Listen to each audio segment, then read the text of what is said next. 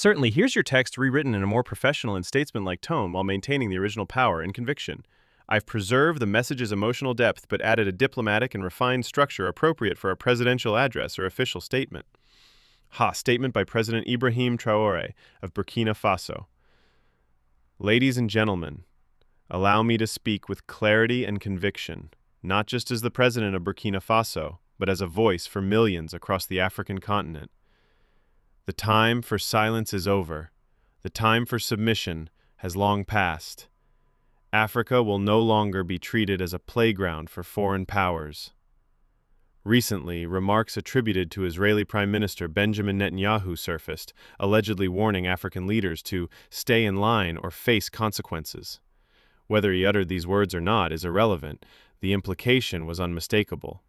To those who still believe they can intimidate Africa, let me be unequivocal. We are not your colonies. We are not pawns on anyone's geopolitical chessboard. We are sovereign nations, and we will defend our independence with resolve and unity. I recall clearly the moment I addressed the people of Burkina Faso and the international press in Ouagadougou. The room was filled with tension and anticipation. I spoke without a script, because truth does not require rehearsal. I addressed Mr. Netanyahu directly and through him anyone who believes Africa can be threatened into compliance. I said, and I repeat today, we are no longer colonies. We are sovereign. Burkina Faso does not take orders from Tel Aviv, nor from Washington, nor from any entity that seeks to control us through force or financial coercion. This message extends far beyond Israel. It is a response to every attempt, past or present, to manipulate Africa, to extract our wealth, to divide our people, to subdue our spirit.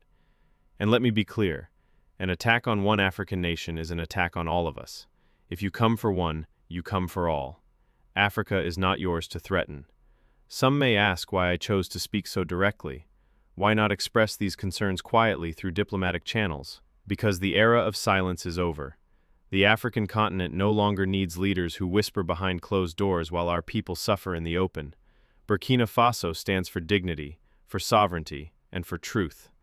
For generations, Africa has been stripped of its gold, its diamonds, its oil. Our borders were drawn without our consent, our societies fractured, our autonomy suppressed, first through colonization, then through neo-colonial manipulation. But those days are ending. My words were not just a response to a single statement. They were a declaration, a reaffirmation of Africa's right to self-determination, to unity, and to dignity. The reaction was immediate and profound.